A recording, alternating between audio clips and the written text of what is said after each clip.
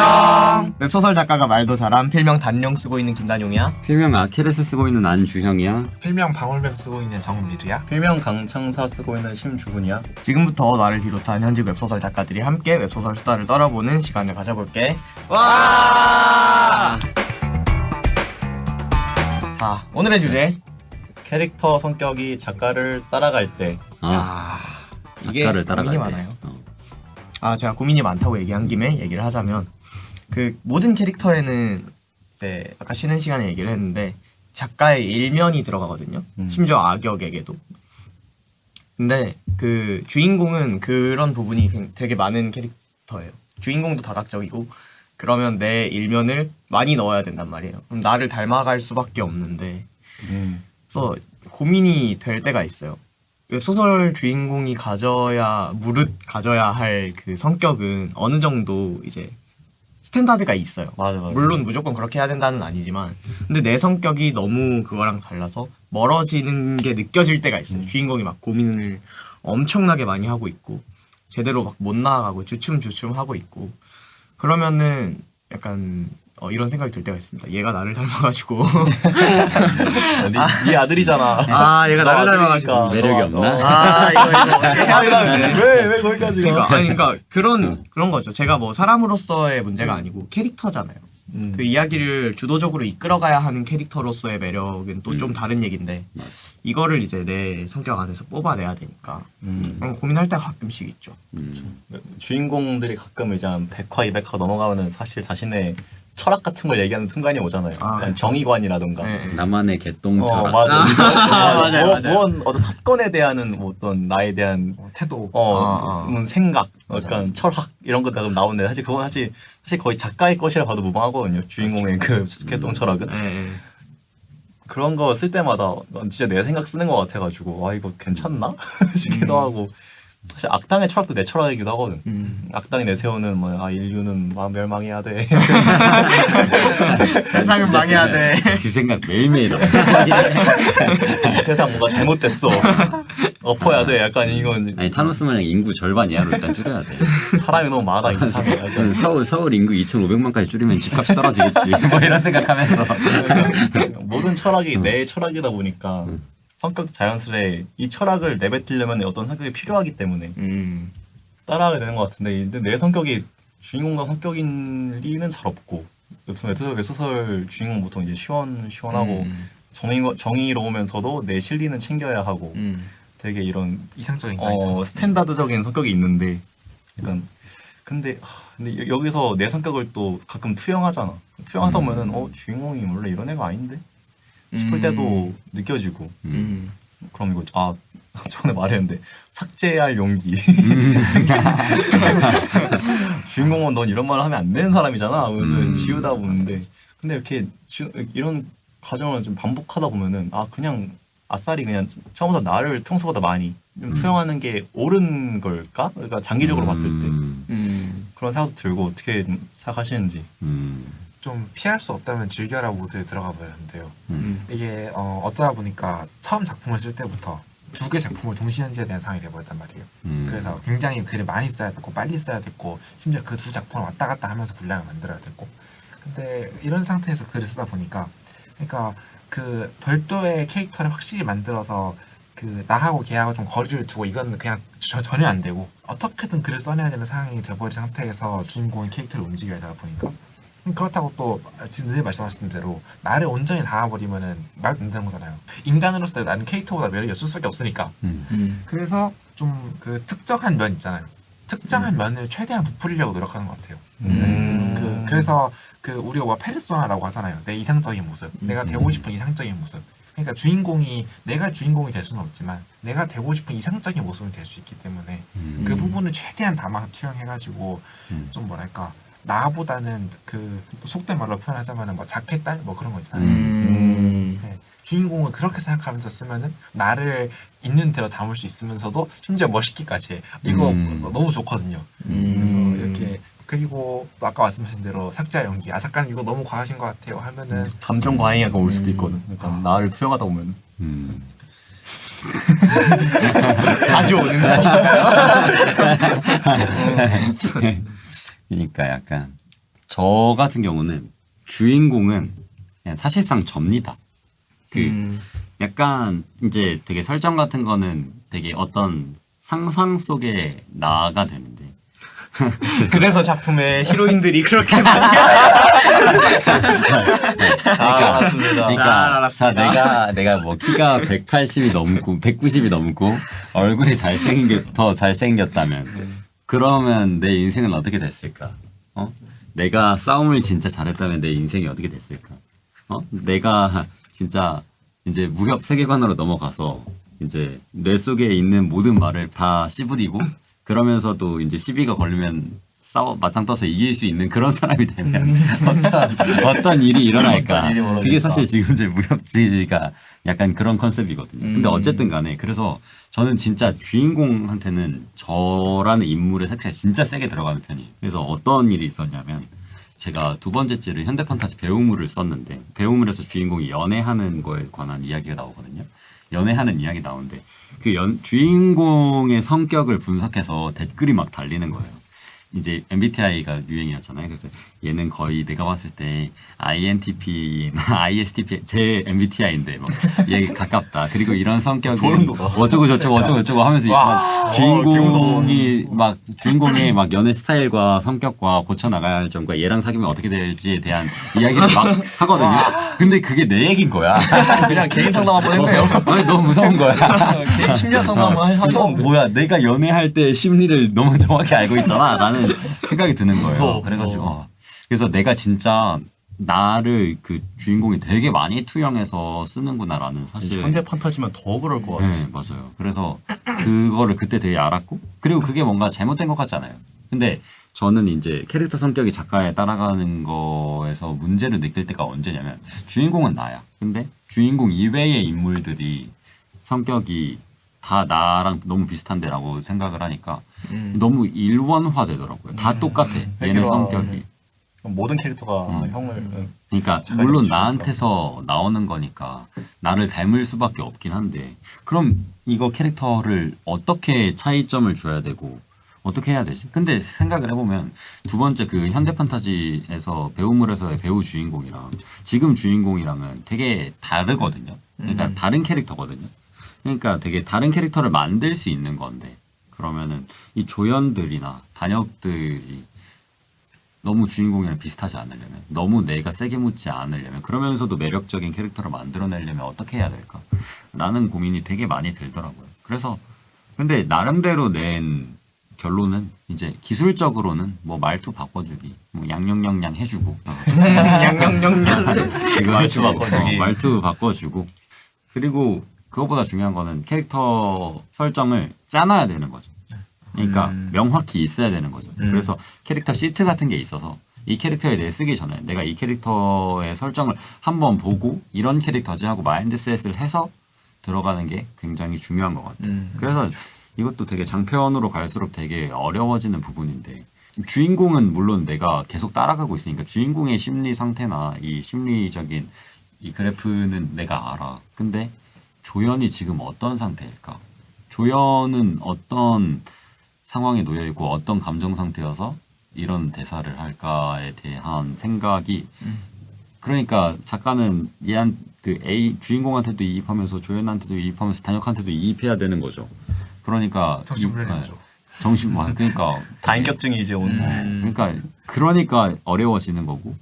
근데 그렇다고 힘들다고 이 과정을 소홀히 하면은 주인공과 다른 등장인물들의 차이점이 없어져 버리고. 그래서 뭐랄까 근데 이 부분은 진짜 그 한 땀 한 땀 공들인 만큼 차이가 나오는 것 같아요. 맞아요. 근데 꼭 나에서 투영할 필요는 이제 있지만 근데 나에게 투영하는 방법이 가장 쉽지만 이제 본인이 좋아하는 뭐 영화나 애니메이션이나 다른 웹소설이나에서 참고해도 저는 괜찮은 방법 같거든요. 다른 웹소설들 주인공이라든가 본인이 매력적이라 생각했던 캐릭터라든가 그 캐릭터가 이제 조연일 수도 있고 주인공일 수도 있고 악역일 수도 있는데 악역이었던 캐릭터의 성격을 조연으로 난 끌고 와도 좋을 것이고 조연이었던 애를 얘는 참 감초가 좋네 넌 주인공을 한번 해봐도 좋을 것 같다는 생각이 들면 주인공을 해봐도 좋을 것이고 그래서 레퍼런스라고 해도 되나?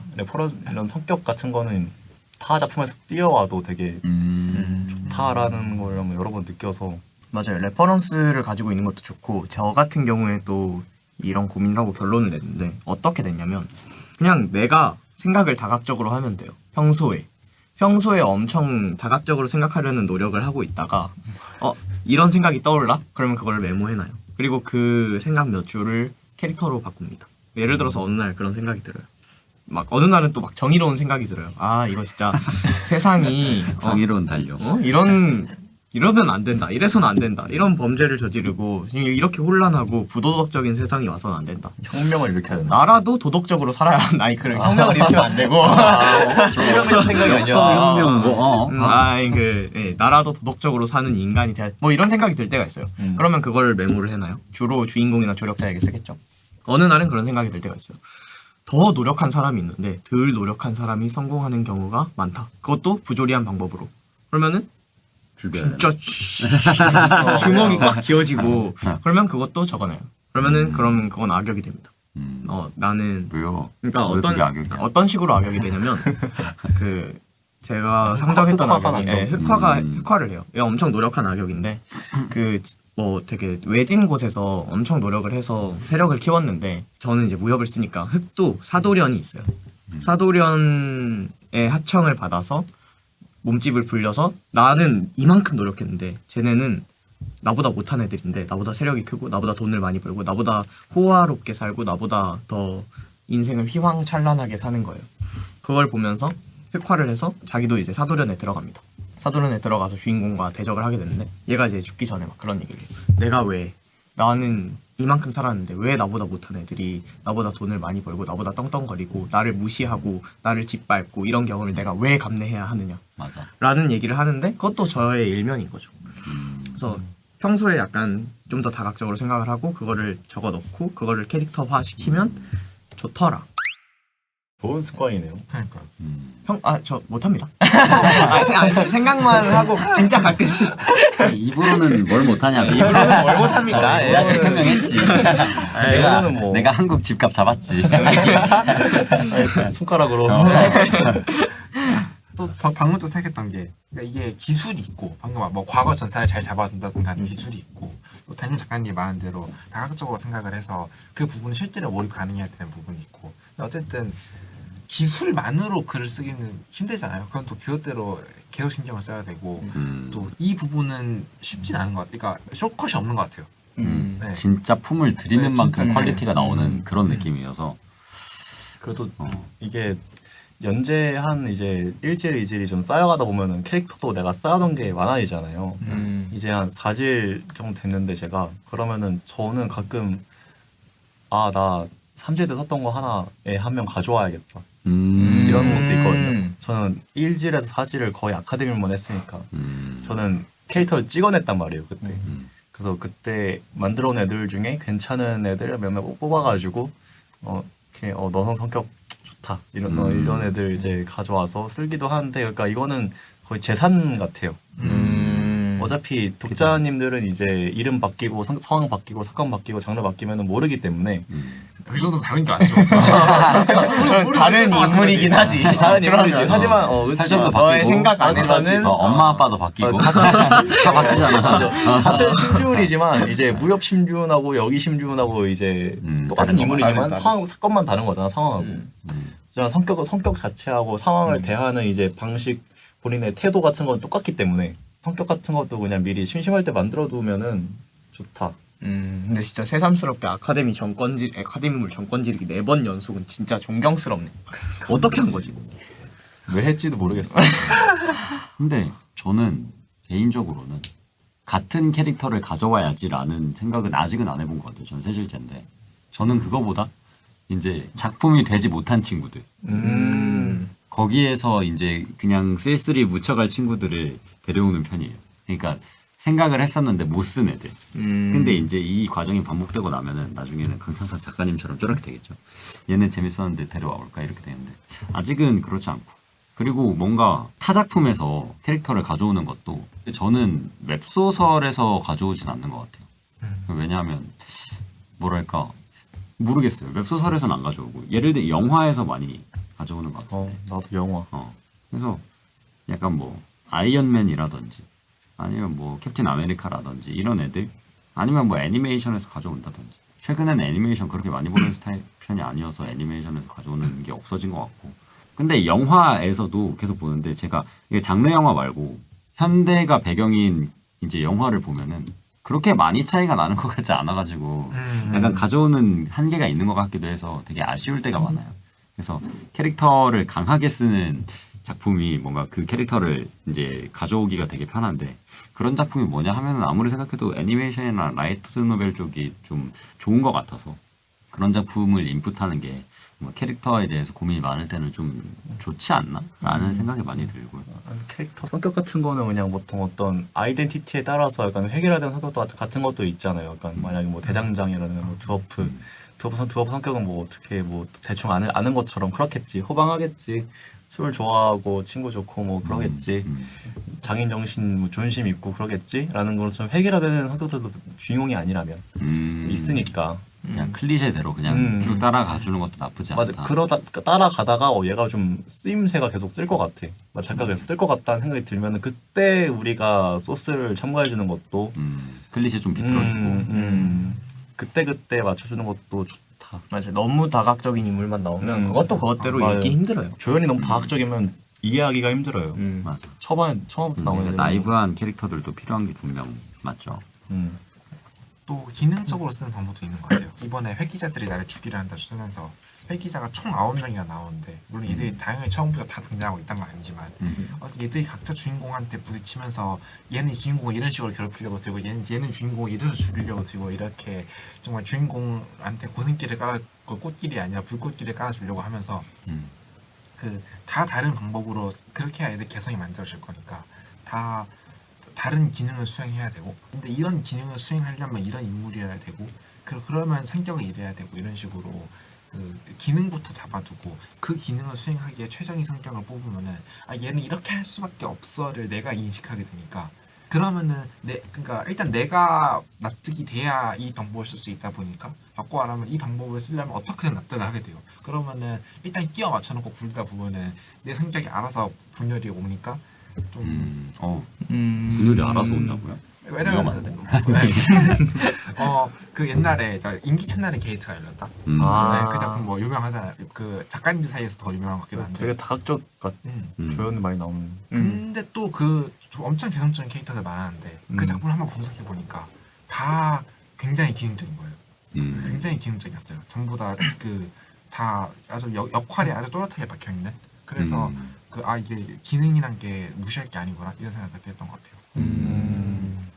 근데 임기 첫날 같은 거는 하나의 대사건이 주어졌잖아. 게이트라는 음은모를 대사건 하나가 주어졌는데, 그 음은모를 대사건을 대하는 다양한 사람들의 태도, 그래서 더 쉽게 다각적으로 보여줄 수 있는 것 같기도 한 느낌. 그건 이제 작가가 판을 잘 깔았다고 맞아. 칭찬을 할 수 있겠죠. 근데 뭐 아카데미 장르도 생각해보면은 뭐 전국 타지에서 모든 애들이 모이는 거니까 다양한 캐릭터들이 당연히 등장하는 게 옳다고 포장을 하자면 얘기를 할 수 있는 거고, 뭐 그런 식으로 생각을 하다 보면은 뭐 그렇게 특별할 것까지야 있나. 근데 그 특별하지 않은 상황에서 캐릭터를 잘 뽑아냈으니까 뭔가 피아조와 작가님이 되게 잘 쓴 게 아닌가라는 생각이 드는 거죠. 캐릭터 성격에 대해서 얘기를 하다 보니까 그런 생각이 들 때가 있지 않나요? 아니, 내 성격을 바꿔야 할 필요성을 느낄 때가 가끔 있어요. 주인공의 성격에 내 성격이 투영이 되잖아요. 그래? 아니, 그런데 보다 보면은 이거 건강하지 않은 생각인데?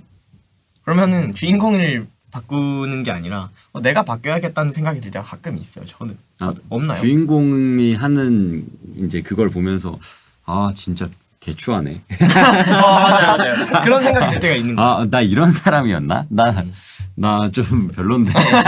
자아 성찰을 갑자기 막 하는 그런 느낌이고. 저는 그런 적이 없긴 합니다. 주인공을 나한테 투영하다가 나도 모르게 쓴 대사가 있어. 이씨. 아인제 백스페이스. 이러면 안 되지.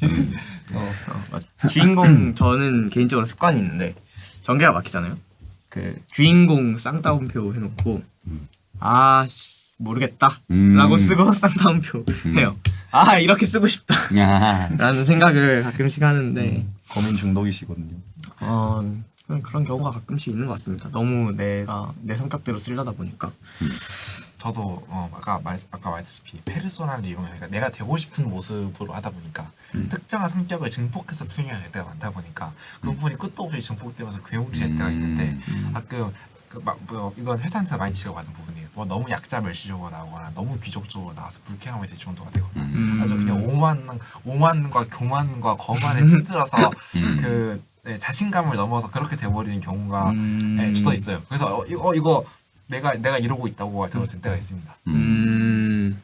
근데 그래도 약간 말씀하시는 것처럼 이제 파편화 돼가지고 이제 그게 다라는 그런 거는 이제 작품적으로 못 쓰는 캐릭터가 될 수도 있긴 하지만 그래도 그런 경험은 해보는 게 되게 좋고 약간 자산이 되고 그런 것 같아요. 그러니까 이게 몰입을 못하는 것보다 과몰입을 해서 덜어내는 게 이제 훨씬 쉽거든요. 그러니까 뭐 글을 일단 써야지 고치는 거 마냥 캐릭터도 일단 이렇게 쏟아낸 다음에 약간 정제를 하는 게 처음부터 조금밖에 안 써가지고 무색무취한 캐릭터가 되는 것보다 훨씬 나으니까.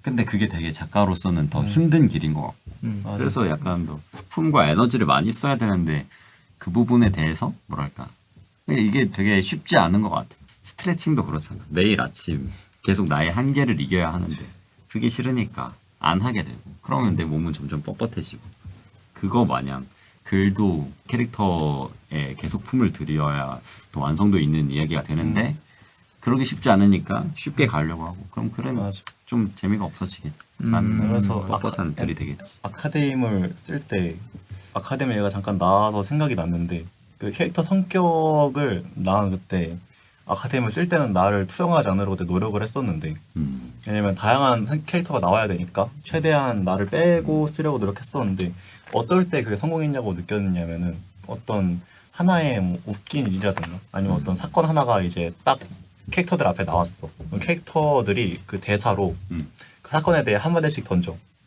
재밌네. 뭐야 이거. 어쩌라고. 이렇게 한 마디씩 딱 4개 5개가 나오는데 이 4개 5개가 질문 하나 없이 누가 말했는지 다 알 수 있을 때. 대단하시네.